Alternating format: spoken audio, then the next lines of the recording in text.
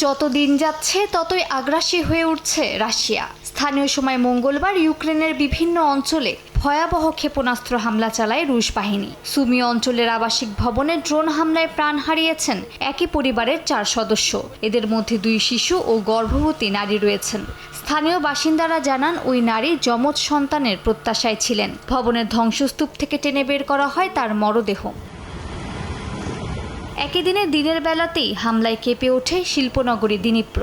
শহরের কেন্দ্রস্থলে অফিস ভবন, হাসপাতাল ও বসতবাড়ি ক্ষতিগ্রস্ত হয়েছে। হতাহত হয়েছেন বেশ কয়েকজন। এদিকে ওডেসা অঞ্চলে রুশ বিমান হামলায় ধ্বংস হয়েছে একটি মদ তৈরির কারখানা। শত শত ওয়াইন ও ব্র্যান্ডির বোতল ভস্মীভূত হয়ে গেছে। কোম্পানি জানায় 2.5 লাখ বোতলের বেশি আগুনে পুড়ে গেছে। রাশিয়ার অব্যাহত হামলায় প্রায় অকেজো হয়ে পড়েছে জাপোরিঝিয়া পারমাণবিক কেন্দ্র। রুশ গোলাবর্ষণে বাইরের বিদ্যুৎ সংযোগ বিচ্ছিন্ন থাকায় জরুরি জেনারেটরের উপর নির্ভর করছে পুরো স্থাপনাটি। তবে একাধিক জেনারেটর অকেজো হয়ে যাওয়ায় বিপদ বাড়ছে বলে সতর্ক করেছেন প্রেসিডেন্ট ভলোদিমির জেলেনস্কি।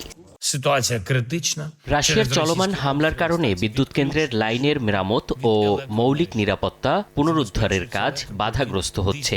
এটি সবার জন্যই হুমকি।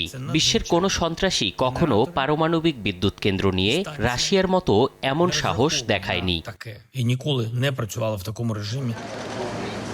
সংকটের মধ্যে কিয়েভ সফরে গেছেন ব্রিটিশ রাজ পরিবারের সদস্য প্রিন্সেস অ্যান। প্রেসিডেন্ট জেলেনস্কির সঙ্গে বৈঠকের পাশাপাশি যুদ্ধাহত শিশু ও বাস্তুচ্যুতদের সঙ্গে সময় কাটান তিনি। নিহত শিশুদের স্মৃতিস্তম্ভে শ্রদ্ধা জানান রানী দ্বিতীয় এলিজাবেথের একমাত্র কন্যা। মালিহা সুহরওয়ার্দী, সময় সংবাদ।